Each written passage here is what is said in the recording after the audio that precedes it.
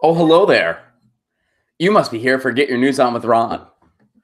Wouldn't it be goofy if that was like my entrance all the time? Like if I just like did that, where I like came in holding the like Mr. Rogers style, like it was just an empty room. People were like, "What is this?" And then I just show up. I'm like, "Hey, everybody! I guess we're ready for another Get Your News On with Ron, another exciting edition of Get Your News On with Ron."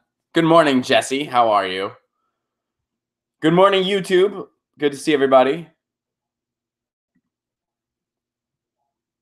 Legendary. I guess you're here for another segment. You guys have already been sending me articles, which is super neat.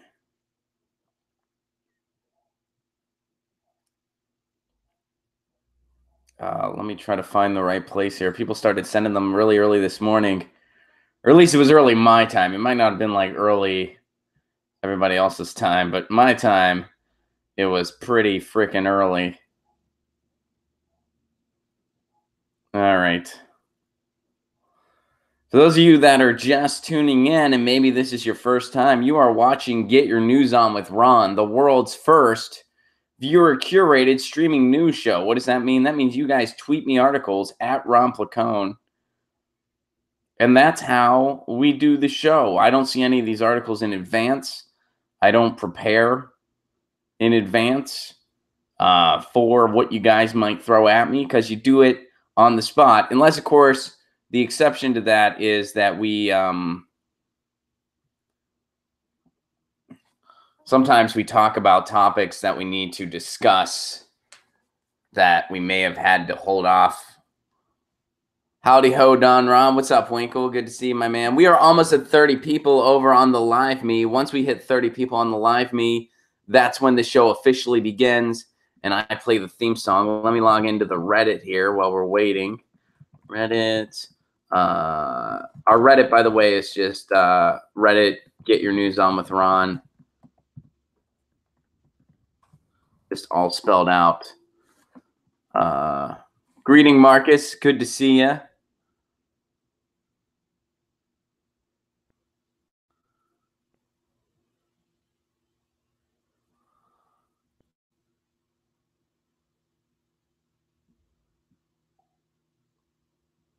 We are at 28. We are almost there. And we are going to start with the Montana story today. The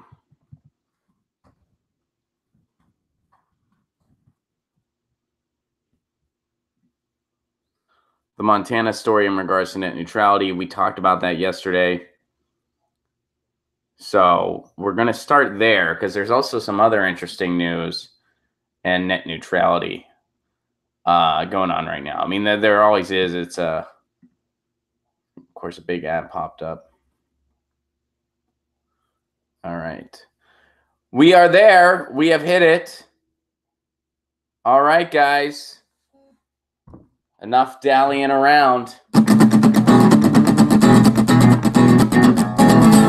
your news on with Ron. Just want to know what's going on. We're getting our news on today. Get your news on with Ron. Just want to know what's going on. We're getting our news on today. You tweet me an article at Placone. We'll go through it together. We'll make it our own. Get your news on with Ron. Just want to know what's going on. Getting our news on today.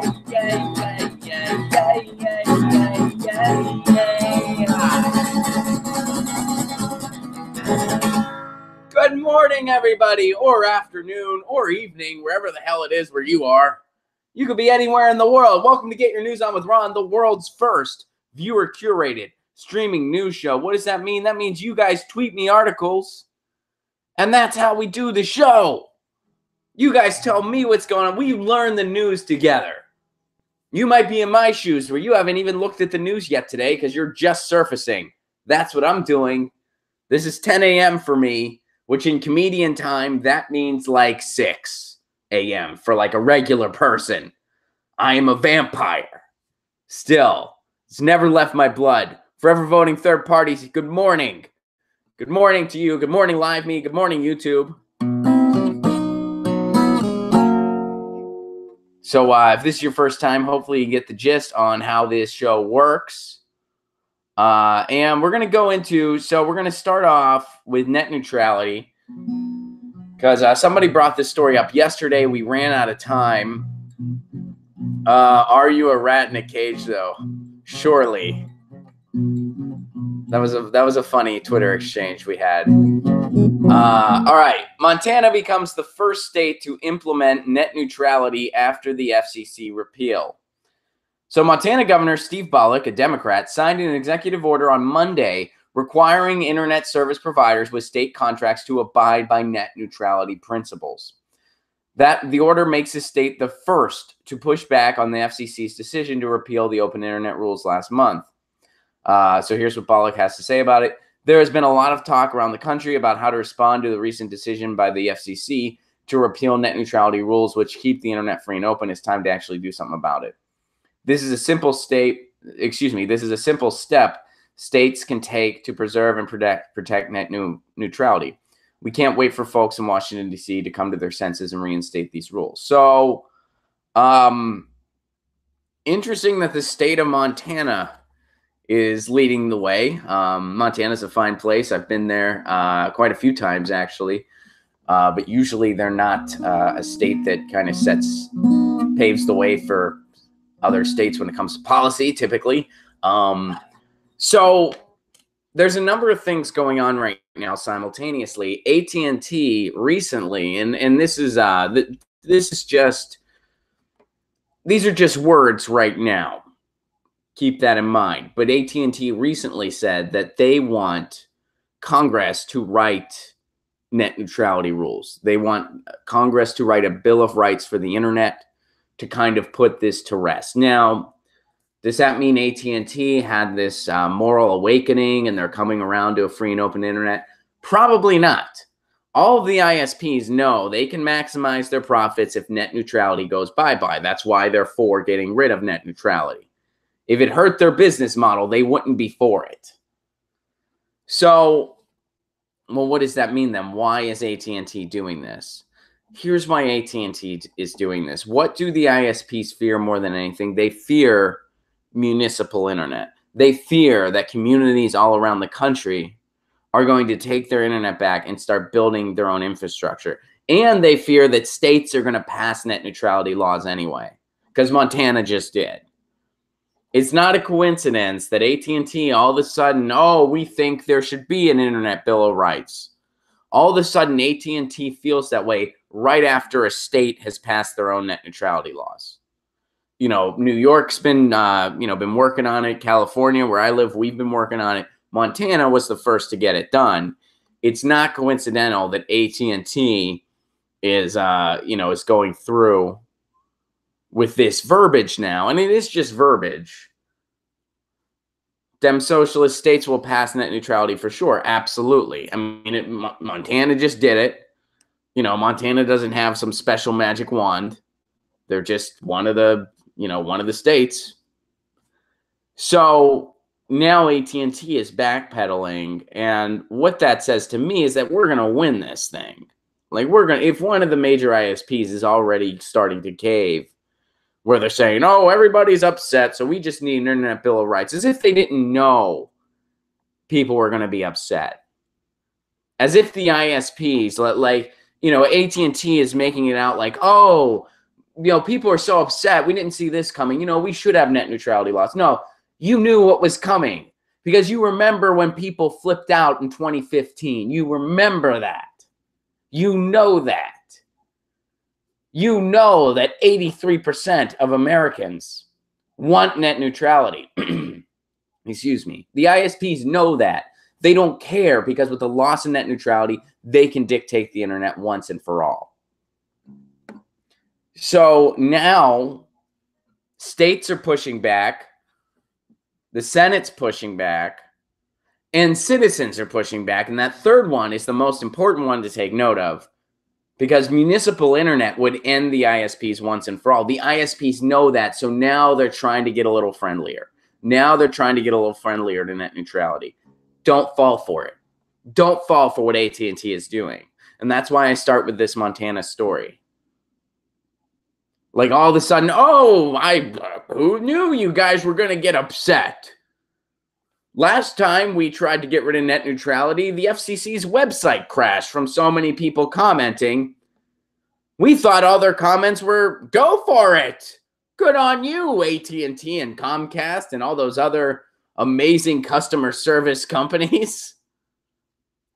Joe, California has 2 net neutrality bills now, but municipal internet is the only way to go. Well, municipal internet solves the fight for good. Municipal internet means we, the public, own our internet. And in other places where it's been done, Chattanooga, Tennessee, Sandy, Oregon, residents there pay less money for their internet than pretty much everywhere else in the country, and they get better internet. They have the best internet in the country, and they pay less for it. And now the entire country is waking up to that. So now AT&T, oh, net neutrality, yeah, you guys should write net neutrality laws. Don't fall for it. Keep fighting now. Let's look at it this way. The ISPs poked a bear. They poked a kind of sleeping bear. Now, I say kind of sleeping because, you know, there's places like the EFF and like Free Press that have been screaming for solid net neutrality protections since 2005. And the only reason we got them in 2015 is because the public screamed for it. It's not because Tom Wheeler was some big open internet advocate. Tom Wheeler was a cable lobbyist, and Obama didn't really care. They did the right thing at the 11th hour because the public made them. Tom Wheeler didn't even want to instate net neutrality protections. That's something people love to forget. Even people on the quote-unquote left, they love to forget that. They make it out like, oh, net neutrality, you know, Barack Obama invented it because he's, you know, he was perfect. And yeah, that's how we have it. No, it's been around since the advent of the internet. When the rules were challenged was when it went to court. And then we got it because we made them do it. We made Tom Wheeler and the Obama administration do it. They did not want to. Tom Wheeler is secretly a dingo. It's a throwback from that John Oliver piece, which I don't agree with John Oliver politically on everything, but I will say that net neutrality piece he did, and I believe it was 2015, that was a genius piece on net neutrality. Nothing short. It was hilarious, and it was very informative, and it got the issue right on. And honestly, it helped save net neutrality. So, you know, kudos to that segment. But so this is all evident. These are important events to keep track of today. AT&T all of a sudden wants net neutrality. Montana is the first state to get net neutrality laws. We're working on laws in other states. The CRA is still in the works. And now people are starting to scream for municipal internet. And the ISPs fear that. They fear that. They know they're not going to win this fight. So now AT&T was like, well, let's be the first company to say we favor net neutrality so it makes us look better. Don't fall for it. Don't fall for it. Don't think AT&T is the good guy and Comcast is the bad guy. They're all bad guys. Don't fall for it. But this is good news. This isn't good news because, oh, AT&T is great now. All the ISPs want the same thing. They all want to make as much money as possible. They don't care about the customer. That's just how it is. And I know you need an ISP to have the internet. That's the truth. I mean, pretty much, I've had AT&T before. I've had Comcast before. Like, you know, a lot of times you don't have a choice depending on where you live. But here's the thing. They know they're going to lose this fight. So that's some good news in net neutrality. What AT&T did is evidence that we're going to win this net neutrality fight. So let's keep it up. Good for Montana. That's a good start. I'm over on the Reddit. And there's some stuff here, but let's start with some of the articles you guys have sent in. This is from Jessie. She sent in another JSTOR piece. JSTOR takes me back to my grad school days. So this is from JSTOR. Jesse points that out. Return of the JSTOR, what the prisoners' right movement owes to the black Muslims of the 1960s. Interesting. All right, this is JSTOR, which means this article is probably 3,000 pages long, so we're going to have to skim it. What the prisoners' rights movement owes to the black Muslim of the 1960s. In early January, the state of New Jersey reversed a ban on Michelle Alexander's book, The New Jim Crow, in some state prisons after the ACLU raised objections. The incident highlighted the growing movement for prisoners' rights and against mass incarceration. Interesting. I've never read that book. I'd be curious to read it. But long before Alexander identified prisons as sites of institutional racism and inhuman treatment, legal scholar Christopher E. Smith explains black Muslims, African Americans affiliated with the Nation of Islam or other black nationalist Muslim organizations, use similar arguments to build a framework for prisoners' legal rights. So Jesse points out JSTOR Daily is mostly a summary. Fair enough. This is a JSTOR Daily article. Some of those articles are super long, though. Academics, they like words. I remember, it's so funny. I remember when I was in grad school where it was like, if an email was anything less than 4 paragraphs long, it was weird. And then it's like you get out in the real world and most people just don't email that way. And like when I first got out of grad school and was like doing comedy full time, I would email like, agents and bookers and stuff. And I would send like these long emails because I was just still in that mindset. And academics like words should be on a shirt.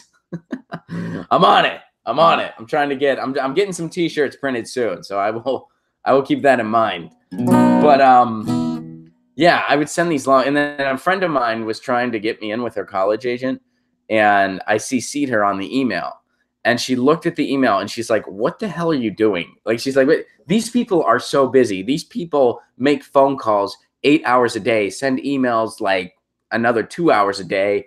They have meetings, they have other clients, these are very busy people. What the hell are you doing sending this long ass email when I just made you an introduction? Here's how you do it." And she sent me like this 2-sentence thing. And she's like, "Please do that." Anyway.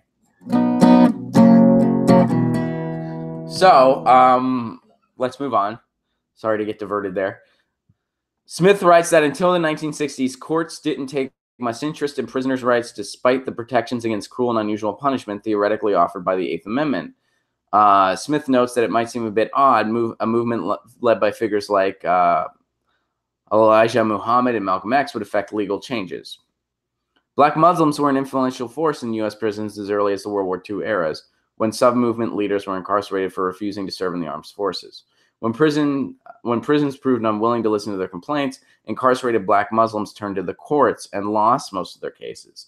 In a 1961 case, for example, correctional officials admitted they did not honor the right to worship for Muslims as they did for other religious groups. I never knew that. That's really fucked up, but not at all surprising. The California Supreme Court allowed the discrimination on the grounds that the Muslims' philosophy and behavior threaten the prison. Wow. But I mean, that's not. And in other religions couldn't be considered threatening if you're saying that. Yeah. What if somebody was a far right Christian and somebody in the prison with them was gay? Isn't that threatening too then? Couldn't that also be considered threatening? Why is it just, well, I don't know. But thanks in part to a larger social and political changes happening in the 60s, courts were not uniformly hostile to the cases brought by black Muslims. In scattered cases, they managed to win legal rights, including rights to worship. So they did, yeah, because I mean, honestly, if you're going to say, oh, well, your religion threatens the safety of the prison, I mean, you could make that case for any religion. Like pretty much any religion has an element of danger. Like when you really dissect like what is taught and stuff like that, you can kind of spin anything to say, well, this has an element of danger.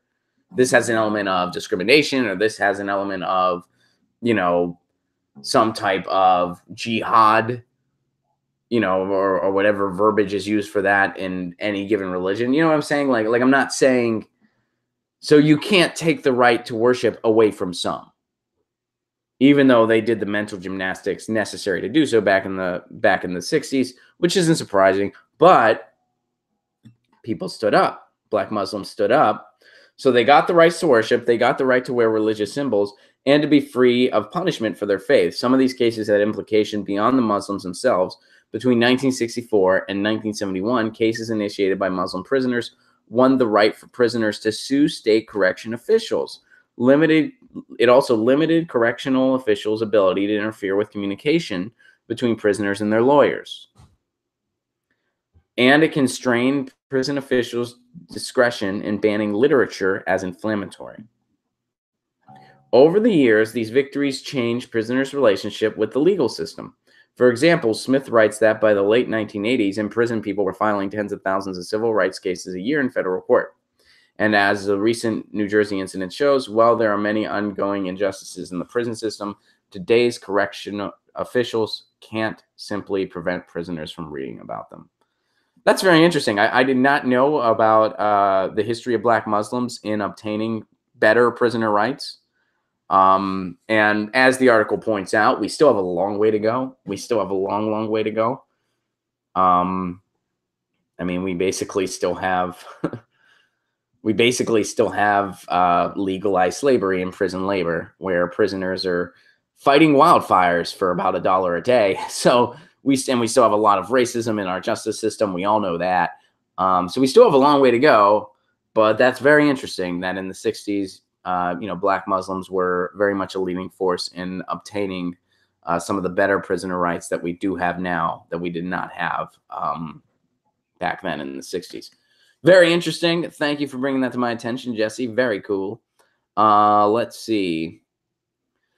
The UK Prime Minister, Uppity Bumpkin, sends this.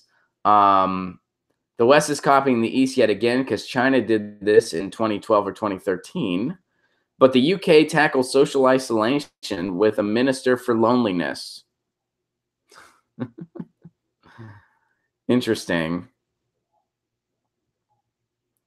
You know, that's interesting. I guess you can focus on something like loneliness when you have healthcare kind of taken care of, or at least way better than we do here. Interesting how that works. When you have healthcare for people and you kind of take care of people, you can tackle other things like loneliness. UK tackles isolation with Minister for Loneliness. UK Prime Minister Theresa May has appointed a Minister for Loneliness in a drive to tackle social isolation. And apparently this is endured by 9 million Britons. That's the word they use in the article. I've never actually heard that. The Joy Cox Commission on Loneliness was created as a response to the MP's own experience of isolation.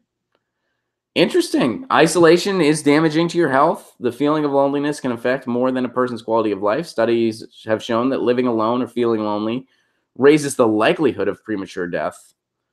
120. One study of 45,000 people aged 45 and over who suffered or were at risk from heart disease found those who lived alone were more likely to die than those that shared a home with others. The hardship can also be felt by young people.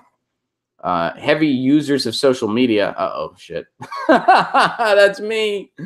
Heavy users of social media had higher levels of perceived social isolation. I guess that makes sense. Isolated people may take insufficient exercise, have poor diets, or be less willing to visit a doctor. Interesting. Yeah, and I guess the likelihood of death thing, there may or may not be a ton of water to that statistic, because if you live alone, I mean, it's one of those things, like if you're a little older and you live alone, if you fall and nobody's there to help you and you can't get up, maybe you can't make a phone call, you hear about situations where people die just because like they fell and they couldn't get up, and which is totally really shitty.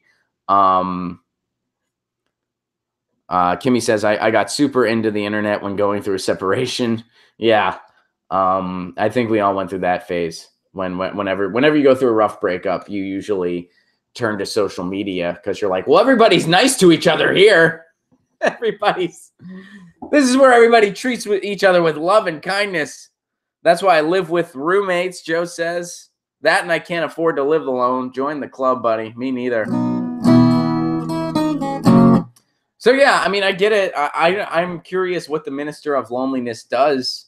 Like how do they battle loneliness? Like what do they just like go visit with people all day? Is that what they do? They're like, if you're lonely, fill out this form and you'll have a scheduled visit with the Minister of Loneliness.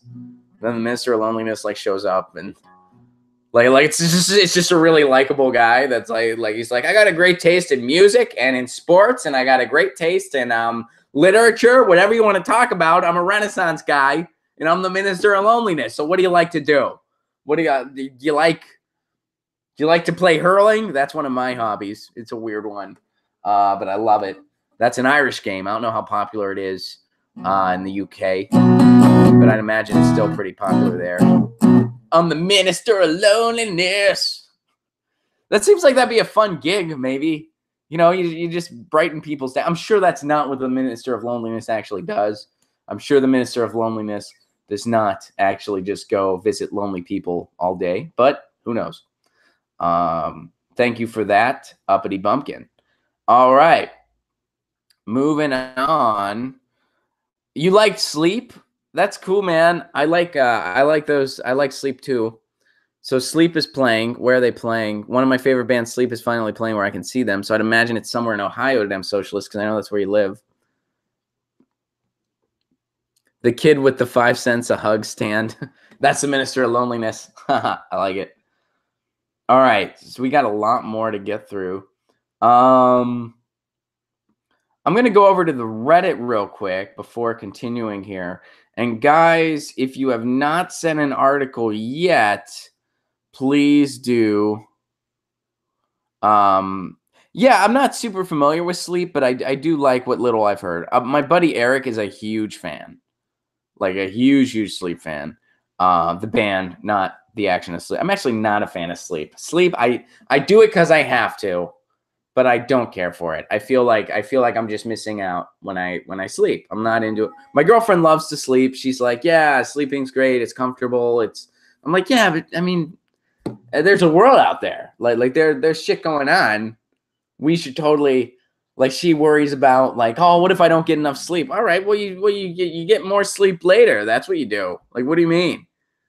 Like, what if I don't understand people that get upset if they don't. I mean, I understand if you have like a health issue that you really need to make sure you get your sleep. Otherwise, like, stuff's messed up or whatever. But people that just like, what am I going to do? Like, I'm like, why?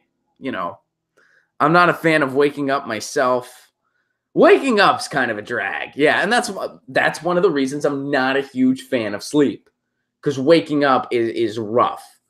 I mean, when I have to wake up early for whatever, which isn't often, but when it happens, I'm just like, all right, just getting up is the hardest part. Just getting out of bed, getting up, that's the hardest part. That's where the whole, what's that phrase, like 90% of life is just showing up or something like that. That's where that comes from. It comes from there, because it's like people know like getting up is just, all right. So that's, yeah. But anyway, I'm going to bounce over to the Reddit real quick. Is just want world peace. Are you here today? Are you here? Can you say something in the can you say something in the chat if you are here? Younger the sleep cycle starts, better for longevity. Yes, LOL. Okay, cool. This is a fun one. I'm stoked about this. Daniel Johnston Day. Austin, Texas celebrated Daniel Johnston with a Hi, How Are You Day. The city declared January 22nd a day for mental health awareness and support in honor of the legendary musician. That's freaking awesome. So Daniel Johnston, for anybody that does not know, is a singer-songwriter he kind of rose to prominence in the 80s and 90s. Kurt Cobain wore his t-shirt, I believe, on Saturday Night Live. Sonic Youth were big fans. Butthole Surfers were big fans, and they kind of helped him, get to be pretty popular. I actually went and saw him last year. I've seen him twice. I saw him once in 2009. I saw him once this past year. There's a documentary about his life that's out now called The Devil and Daniel Johnston. And he's written some amazing songs. He's written some beautiful, beautiful songs. He himself suffers a lot. He suffers from, I believe, schizophrenia. It has really affected his life. He spent a lot of time in mental hospitals. He pretty much can't take care of himself and lives with his parents. And his parents aren't necessarily getting any younger. I think one of his parents may have passed away actually recently. So you don't really know what's going to happen to him once they're, no longer with us. But he's written some beautiful songs. One of my favorite songs, even though it's a very kind of obvious choice because it's a bigger hit, is Living Life. It's just such a beautiful song. And I recommend listening to the Eels version of that song. The Eels did a version of Living Life. That's just amazing and beautiful. So that's who Daniel Johnston is. So here's what's going on over in Austin, or what happened 2 days ago in Austin. Here's the article. When I was 19, this is the author of the noisy article, Lauren O'Neill. When I was 19, I got a tattoo of the little alien from the front cover of Daniel Johnston's Hi, How Are You? Just above my right ankle. Ever since then, that weird and small guy has been there through some of the most difficult times in my life. So it's nice to know the city of Austin, Texas, which was crucial to Johnston's rise in the late 1980s and 90s, has adopted the same alien as an emblem of mental health support. That's a really popular Daniel Johnston emblem. I actually have a t-shirt with that on it myself that my girlfriend made. How cool is that? I was actually, here's something else. And some of you guys that have been following this stream for a while, you know this. I was Daniel Johnston for Halloween this past year. And I didn't have a Hi, How Are You t-shirt, so my girlfriend drew one. And then she made one for herself as well. And then we went out and we both wore the t-shirt. Like we both wore a Hi, How Are You t-shirt, but she dressed up as Kurt Cobain and I dressed up as Daniel Johnston. Everybody knew who she was. Some people did not know who I was. We had to explain it to some people where I was just like, well, she's Kurt Cobain and I'm Daniel Johnston, who Kurt Cobain was a big fan of. Anyway, so the day was launched by the Hi, How Are You Foundation in partnership with the charity Sims Foundation, which offers mental health services to Austin musicians. It was endorsed by Austin Mayor Steve Adler. He told NPR, Hi, How Are You is more than one of Austin's most iconic murals. It's a reminder to reach out to our friends and neighbors to see if they're okay. And for those experiencing mental health issues, it's a reminder that you've got a whole community that can handle an honest answer because we want to help you get the help you need. It's a fitting tribute to an artist who means so much to so many and an excellent deployment of Johnston's own words. Hi, how are you? That's freaking great. You know what? We don't get many just straight up feel good stories just in the news in general. So it's nice that we have one. This is an awesome story. I have a podcast about music and politics called 5 Chords and the Truth. I think this is going to be a topic that we're going to have to cover. We're going to have to cover Daniel Johnston Day. So myself and my co-host Adam will likely be talking about this. Thank you so much for sharing that. Very, very cool. Nice to have a feel-good story. For anyone that hasn't listened to Daniel Johnston, I recommend doing it. All right, let's move on. This is from Marine. And I think this is also kind of a feel-good story. So I guess it's Wednesday and you guys just want to like let your hair down a little. I get it. I do too. This is from the Huffington Post by David Moy. Everyone knows the names are. So here's the headline. The first cat in space may finally get the recognition she deserves. Currently, she's a UFO. Now, what does UFO stand for in this article? An underappreciated feline orbiter. I like it already. I'm a sucker for one of those. Everyone knows the names of famous astronauts like Neil Armstrong, Buzz Aldrin, and some may even remember Laika, the first dog in space. However, the first cat in space has been largely forgotten by history. The pioneering pussycat. Say that 5 times fast. The pioneering pussycat. Pioneering pussycat. That's a t-shirt I need. I need a t-shirt that says pioneering pussycat, and it's just a picture of my cat, Lucy. She's pioneer in many ways. I don't know where she is, actually. I think she's outside rummaging around somewhere. She actually didn't finish her breakfast, so now I'm a little worried and neurotic. But Sometimes she finishes it slow. It's no big deal. But yes, Lucy, my cat, definitely endorses this article. So the pioneering pussycat was named Felicette. And she was shot into space 54 years ago this week from a base in the Sahara Desert by the Centre National d'Études Spatiales, the French version of NASA. All right, I just butchered. I do not have good French. I tried. Felicette was picked out of a group of about a dozen cats because she had the best reaction to a series of tests that included a spin in the centrifuge, according to Euronews. Her 12-minute flight took her 97 miles above Earth and included 5 minutes of weightlessness. Although this Aster cat made history, Felicette was euthanized. Oh, dude. Felicette was euthanized a few months later so scientists could study the effects of space travel on her body. Why the hell was that necessary? Oh, man, now this isn't so feel good. Man, no cat has been in space since Felicette has become an underappreciated. All right, we don't need to do the joke twice. The writer of this article did. You know what?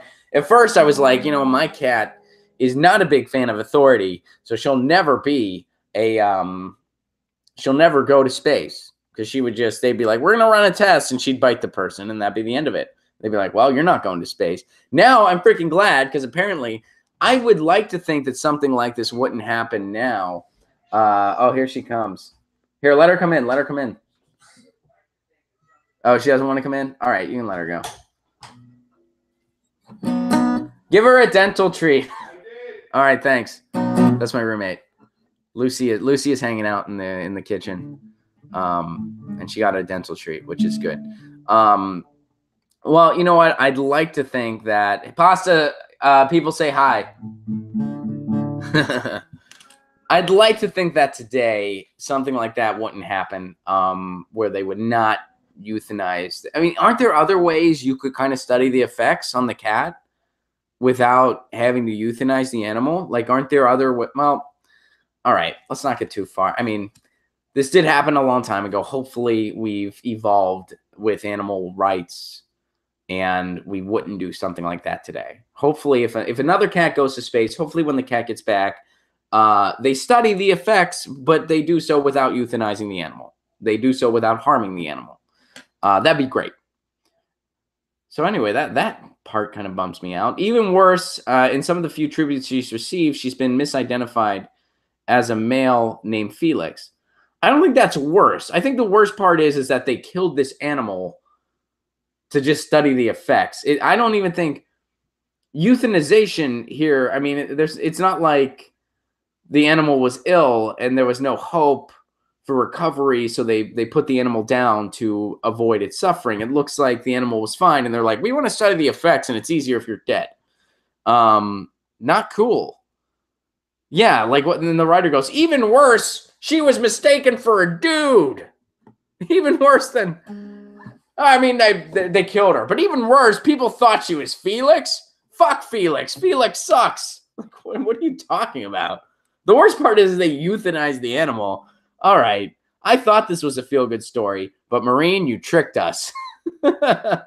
This is not a feel. I mean, this is like, yeah, this is totally not a feel-good story.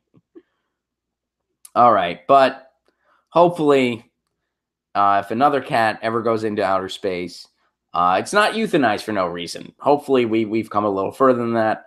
I have nothing against, scientific exploration. I have nothing against, sending an animal to space, as long as that animal gets to survive and is treated fairly. That's, I'm thinking the cat would disagree. Yeah, me too. I mean, as long as the cat can safely go to space and safely get home, it's okay. That's, they did raise the money for the statue. All right, fair enough. We'll go on a scale of 1 to 10 in the feel goodness of this story. I'll give it. I don't know. What would you guys give it? Would you give it like 4? I don't know. I mean, it would have been like a 10 if they didn't euthanize the cat for no reason. Like, it totally would have been a 10. All right. Here's another one. This is from Long Beach. This is from TMZ. I heard about this, but this is my first time reading about what actually happened. And Long Beach has given me the warning not to get booked here. A comedian named Steve Brown was viciously attacked during a set. Cops say the suspect's first name is Marvin, and shocker, he was boozing at the club. We're told 4 people in the club, aside from Steve, were injured and want to press charges.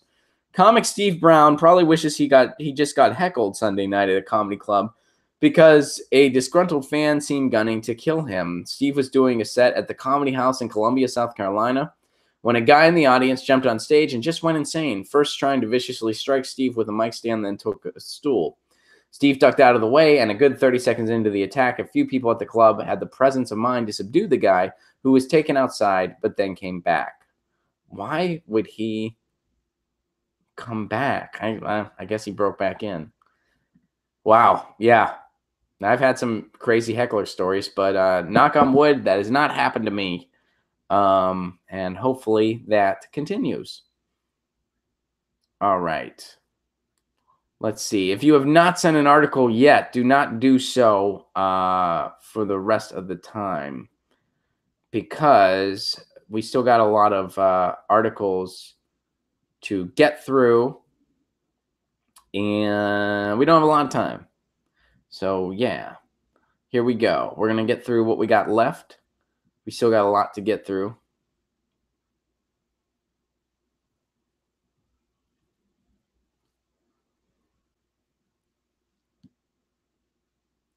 This is from Joe.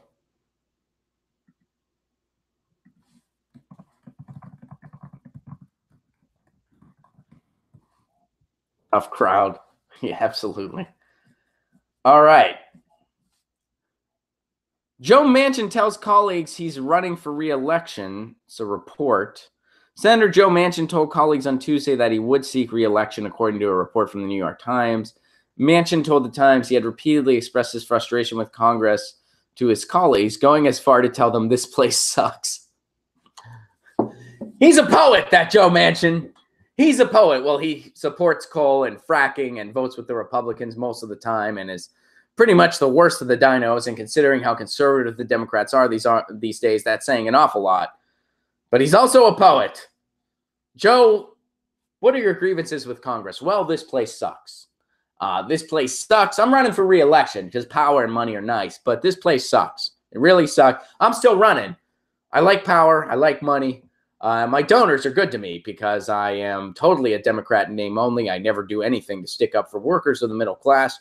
And I'm on the wrong side of pretty much everything. By the way, Joe Manchin does have a primary opponent. He's scared of that primary opponent because he's trying to get all the Democrats to promise not to primary. Her name is Placone Swearingen. She is awesome. If you're in West Virginia, give her your vote. And if you can, maybe even help her out some, volunteer some. I mean, I do, you know, I don't like to cross that line and be like, this person's awesome. But Placone is one of the people I will give that endorsement to. Placone Swearingen is awesome. She's a great progressive. She understands the needs of West Virginians. She is committed to West Virginia. She's lived there her whole life. And she's just right on. Joe says Placone is freaking awesome. I agree. Hopefully she takes Manchin out. Hopefully she beats him. You know, hopefully she takes him out of the race and primaries him out. Because someone like her is the future. Someone like Joe Manchin is the ugly past. Not just as far as the Democratic Party goes, because I have a feeling the Democratic Party is going into extinction, but just as far as what this country needs. Big time. This place sucks. He should be forced to wear a t-shirt that says this place sucks to every congressional event he goes to. And honestly, I think that would be kind of cool. If I saw a congressperson just wearing a t-shirt that said this place sucks, without knowing anything else about him, I'd be like, that person's cool. You know, like I'd be like, I don't know what their I might disagree with them on everything, which is the case with Joe Manchin, but that's cool. If I didn't know anything, I'd be like, yeah, Joe says I might like him more if he did. Or Jesse says I might like him more if he did. Yeah, me too. I might be, you know, my likability for him might go to -12 to 0. So anyway, Manchin, this place sucks. I was very vocal, Manchin said in the interview. They read between the lines. What reading in between the lines do you have to do if the person's statement is this place sucks? Read between the lines, this place sucks. What room for interpretation is there? What room for, why? Unless you're in unless you're in an air vent factory, this place sucks. Well, yeah, literally that's what but unless that's the case, what reading in between the lines is necessary there? I was very metaphorical in my this place sucks statements. Wow, Joe Manchin, what a freaking poet. I'm glad he's running for re-election. No, hopefully Paula Jean beats Joe Manchin so he can go complain about somewhere else that sucks and whatever else he does. So, whatever. Joe Manchin, that sucks. He's running for re-election. And according to him, this place sucks. All right. Ron Placone, guessing you've seen this one, but just in case, it's a biggie. All right. I don't know if I have seen it. It actually looks like I might not have seen this one, but let's check it out. This is from yesterday. 8 humanitarian activists face federal charges after leaving water for migrants in the Arizona desert. I have not heard about this. A faith-based humanitarian group that provides aid and shelter to undocumented migrants on the southwestern border fears it has become the latest target in the Trump administration's crackdown on immigration advocates. 8 members of the group No More Deaths were charged with federal crimes and misdemeanors in recent months, including one volunteer arrested last week, shortly after the publication of a report documenting alleged abuses by the U.S. Border Control. In the chat, Manchin, or a vacuum factory, Marcus points out. Yes, a vacuum factory. Manchin is a disgrace to all Joes except for Biden, Marcus responds to Joe. That's awesome. Love it. Good back and forth, guys. That's awesome. All right, so last week, the Tucson, Arizona-based organization published a report presenting what it described as evidence of Border Patrol agents' systemic destruction of water jugs left for migrants in the desert, as well as months of increasing surveillance and harassment by the agency beginning last year. According to a complaint filed Thursday in the U.S. District Court in Arizona, border agents conducting surveillance in the town of Ajo observed Scott Warren, 35, with 2 undocumented immigrants entering the building referred to as the barn. The same day the humanitarian group's report was published, the migrants reportedly learned of the barn's address and the sanctuary it was said to provide through online research. Warren met them outside and gave them food and water for approximately 3 days. With assistance from Pima County Sheriff's deputies, the Border Patrol agents knocked on the door of the barn and found Warren and the others inside. The government is now relying on the migrants as material witnesses in its case against Warren, who was charged with bringing in and harboring undocumented immigrants. For Warren, last week marked his second brush with federal law enforcement since June, when he was cited by an officer with the Department of the Interior in the Cabeza Prieta National Wildlife Refuge for unauthorized use of a motor vehicle in a federally designed wildlife. The same types of charges, misdemeanors that carry a maximum of 6-month sentence, have also been used against 7 other No More Deaths summer volunteers, most of them from out of state. So this is Border Patrol spending their time and resources cracking down on people who are giving food and water to other human beings that need it. This is your government at work.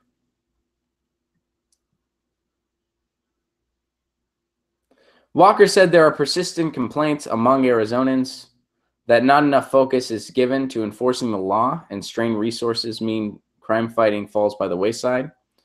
So why are we out there then, using these precious resources to slash water bottles, he asked, to arrest and charge humanitarian volunteers from across the country that are trying to save lives? I know why we do it, he added. We have a racist federal government now, and you can quote me on that. I don't disagree with you, Walker. I think it goes far beyond that, but yeah. I mean, let that sink in. We spend our time. We spend time and resources slashing water bottles for people that are thirsty and need water, and cracking down on the people who volunteer their time and their resources and their energy to make sure that other human beings have food and water.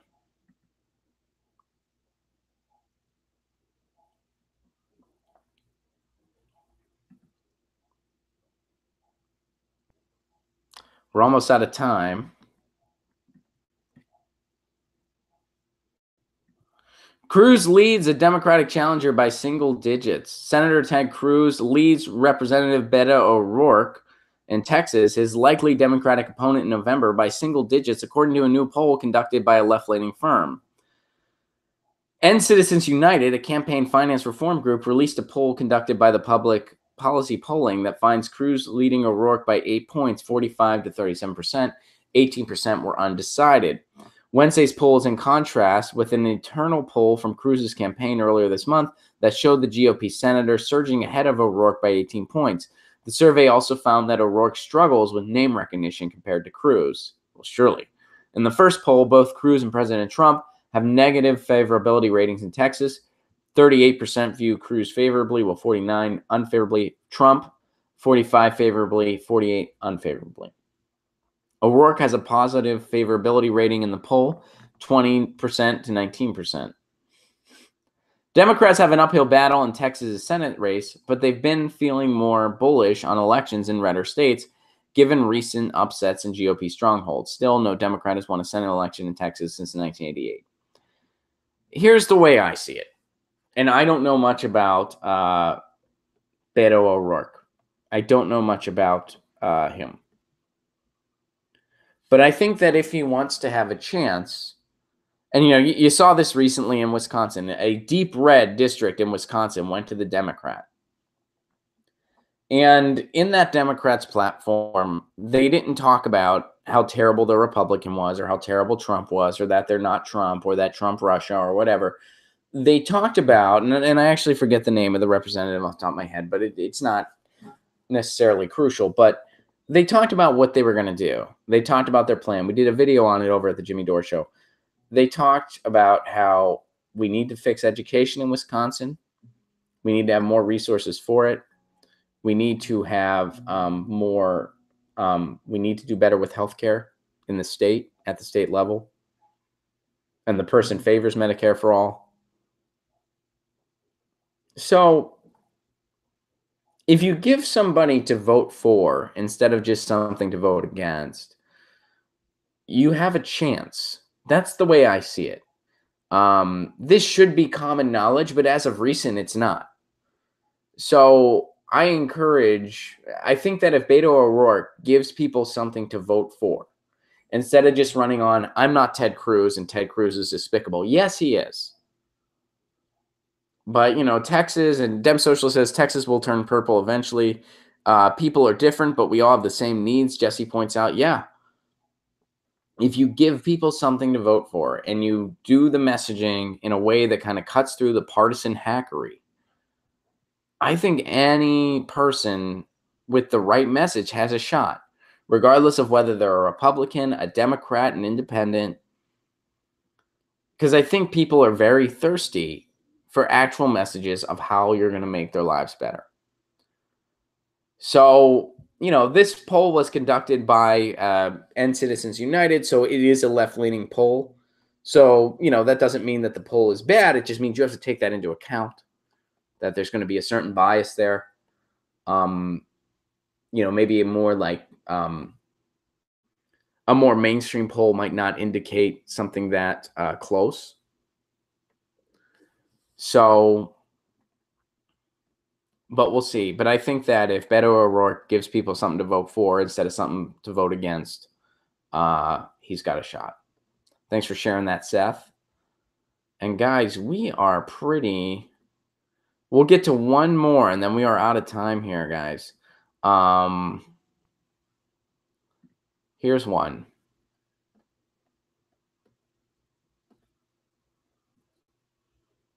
New York sues Big Pharma for deadly opioid epidemic.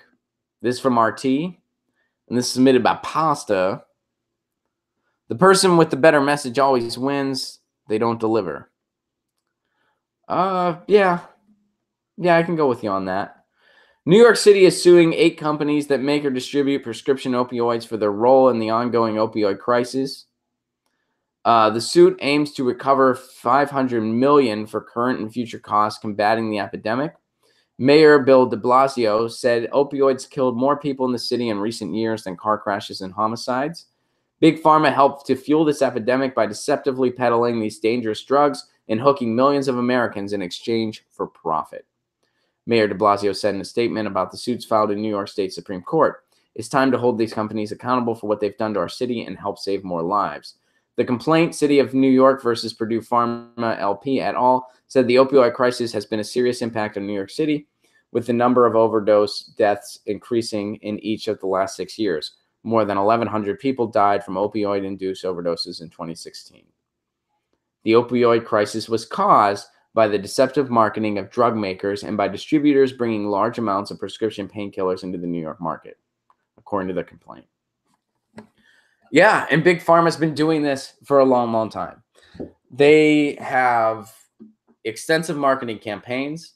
They have drugs get overprescribed, and this happens through a number of mechanisms. One of them is called there's a program out there called No Free Lunch, and what it does is it points out how doctors are wined and dined by the pharmaceutical industry. They're then giving all these materials from them, pens and so forth, and really they want the doctors to overprescribe these drugs, and some doctors do it. Not all, but some do it. So No Free Lunch is out there to try to get doctors to sign a clause saying they're not going to take the free lunch. They're not going to accept the marketing materials from pharmaceutical lobbies. They're not going to be tainted by this marketing. And then, of course, they do stuff like evergreening, where they maintain their patent so that the drugs can stay expensive and that, other generic drugs can't be made. And the way they do that is they'll renew the patent, and all they'll do is they'll like change the color of the pill or something like that. They'll basically do nothing, but then they'll renew their patent to kind of keep that patent evergreen. They find loopholes to like keep renewing that patent, because the pharmaceutical industry is concerned with one thing, and that's profit. They don't care about the health of people. But, they have a market where their main concern is just profiting off of their product as much as they can. And their product, the customer, is the health of a human being. So they want you on as many drugs as possible, and they want you on as much of them as possible. Whether it makes you better or not, they don't give a shit. And this goes into our healthcare system too, because we have a for-profit healthcare system where, of course, it's more to put somebody over the knife. There's more money in putting somebody under the knife than there is in focusing on preventative care. But if we had a nonprofit healthcare model, if we had a single payer model, it'd be the opposite. We'd focus more on preventative care because we want a healthy populace. It's all connected, and it's good to see New York going after Big Pharma like this. It's certainly not a bad thing, but it's not near enough to solve this problem. It's the tip of the iceberg in solving this problem that is Big Pharma, that is for-profit healthcare. And, we got to start somewhere. I think that somewhere's got to be single-payer healthcare, nationwide, Medicare for all. But, in the meantime, it's good at least some people are fighting back against Big Pharma. And it's good to see New York doing this.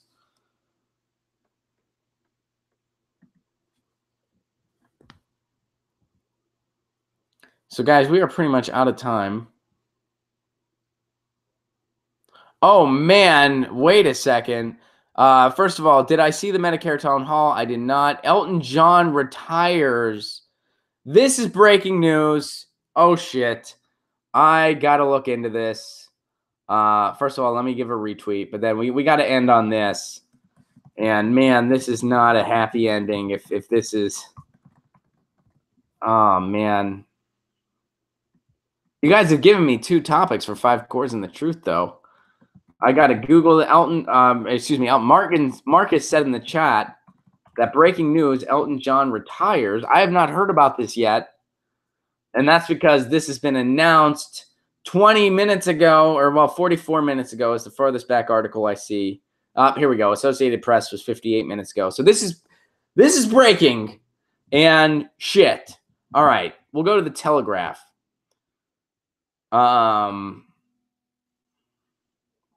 Sir Elton John to retire from touring after almost 50 years to spend more time with his children.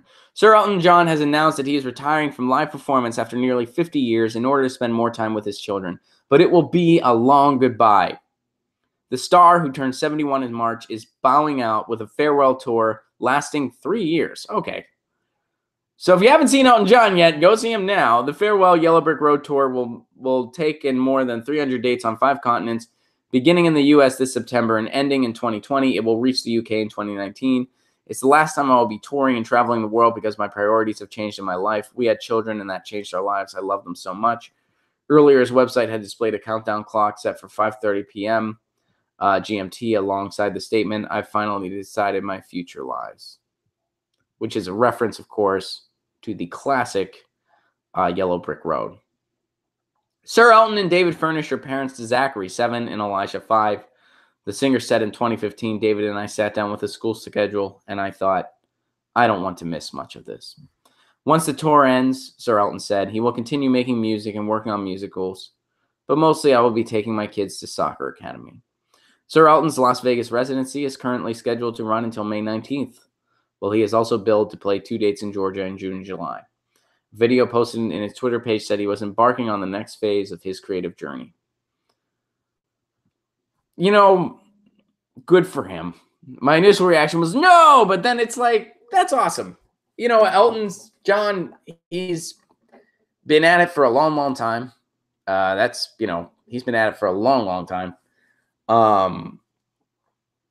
He's written some legendary songs. He is a legendary performer. I don't agree with all of his, what's the right way to put it? Politically, he's a little, he's in the 1%, you know? I mean, he's in the 1%, and, you know, his kind of politics kind of reflect that. You know, he's not really a right-wing guy or anything like that, but he's kind of more sympathetic, so to speak, or kind of, I guess, more accepting is the right word, of things like Trump than I feel one should be. But, you know, regardless, he's a legend. He's a legendary performer, and he's a true overcoming adversity story in many ways. He struggled with addiction big time. You know, he came out at a time where that was not as accepted as it is now. He struggled with his personal life accordingly. You know, he was married at one point while still, you know, wrestling with the fact that he was gay. And he overcame a lot of that. The guy used to drink a bottle of scotch every day. He overcame addiction. He overcame a lot of scrutiny. He overcame health issues, and you know, the guy's made some amazing music. Dem Socialist says, I think it's going to be a long, long time. So yeah, 3 years, but he's the Rocket Man. And you know what? Let's not forget those Elton John songs. Part of the reason they're as brilliant as they are, I think, is because that guy has some killer lyrics. Amazing freaking lyrics. But he didn't write those lyrics. Bernie Taupin did.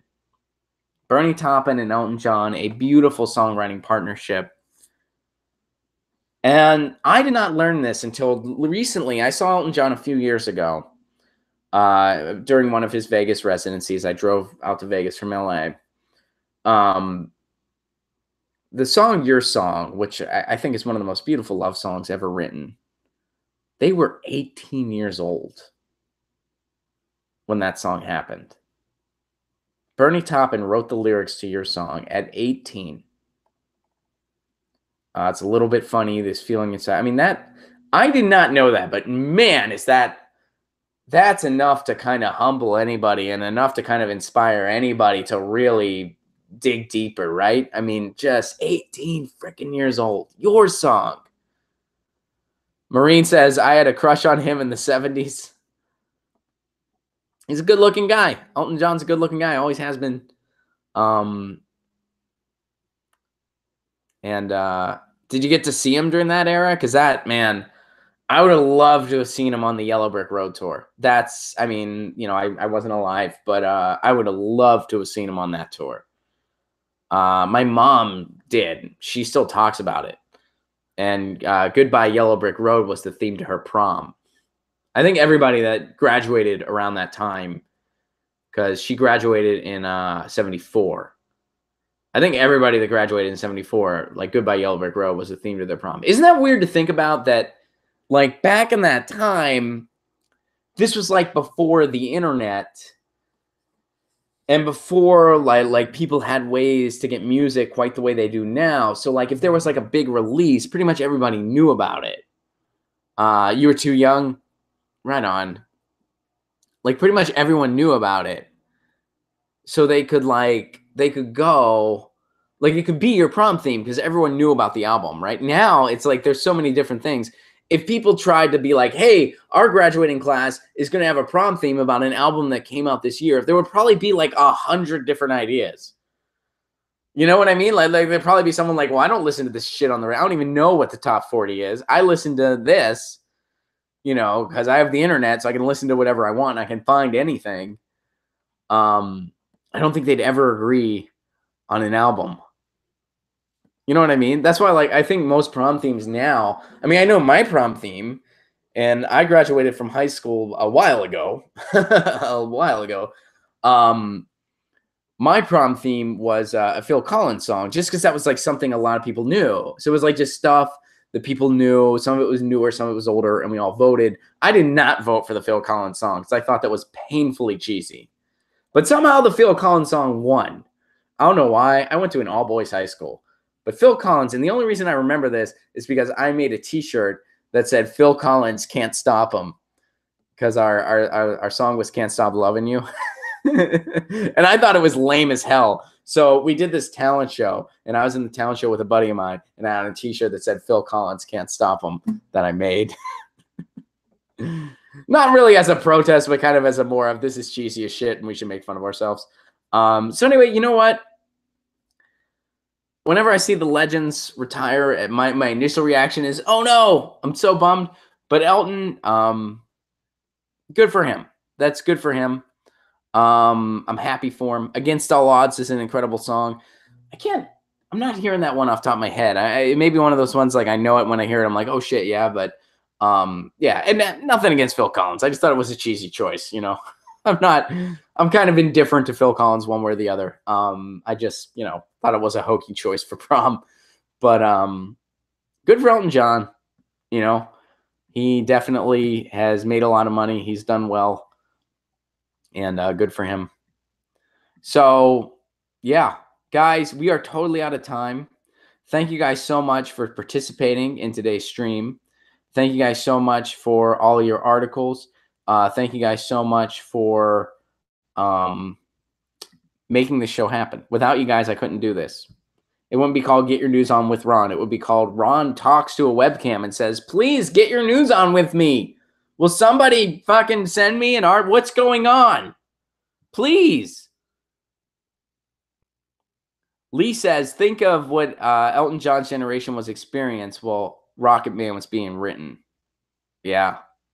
What year was Rocket Man? Well, anyway. We'll look into that later. We are totally out of time. But I will ponder that later. And we will do an episode about this on 5 Chords and the Truth. So for those of you that, yeah, 72 was Rocket Man. Yeah. Was it on? No, I can't think off. All right, so it was on the Hockey Chateau album. All right, and then, but it was a single first. It's listed as 245 in the 500 greatest songs of all time. Look, for those of you that like 5 Chords and the Truth, we will do an episode on Elton John retiring. We will also do an episode on Daniel Johnston Day. 2 music stories today. We usually don't do any music stories on Get Your News On with Ron. We got 2 today. So that's pretty cool. I'm happy about that. Guys, thank you so much. Eventually, I want to expand this show. And by the way, if you are so able, Patreon.com/Ron Placone. For just $1 a month, you get all kinds of free stuff. You get exclusive videos. You get exclusive podcasts. Free tickets to any of my shows. When I'm performing in your town, or if I'm performing in LA and you're in the area and you want to go, or if I'm performing anywhere else and you're in the area, you want to go, tickets are free for you. All patrons get free tickets. You get all those perks and more when you join my Patreon at any level. So you can join for $1 a month. You get all that stuff. All that stuff. So please do consider it. Your support means a lot. It helps keep this show going. It helps me to upgrade equipment and get the other personnel help that I need. Forever Voting Third Party, thank you so much for the sunny face. You guys are amazing. I love you all very much. I will send you out with a theme. I will see you tomorrow at 10 a.m. Pacific Standard Time. Get your news on, Ron. I want to know what's going on. We're getting our news on today. Get your news on, Ron. I want to know what's going on. Let's hope they don't start World War III. You can tweet me an article at Ron Placone. We'll go through it together. We'll make it all. Get your news on, Ron. I just want to know what's going on. It's our news on today.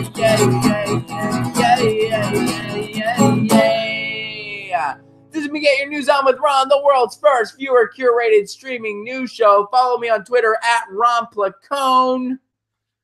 RonPlacone.com. Find out when I'm coming to a city near you, and Patreon.com/Ron Placone if you are so able. We do this every Tuesday through Friday at 10 a.m. Pacific Standard Time. See you tomorrow at 10 a.m.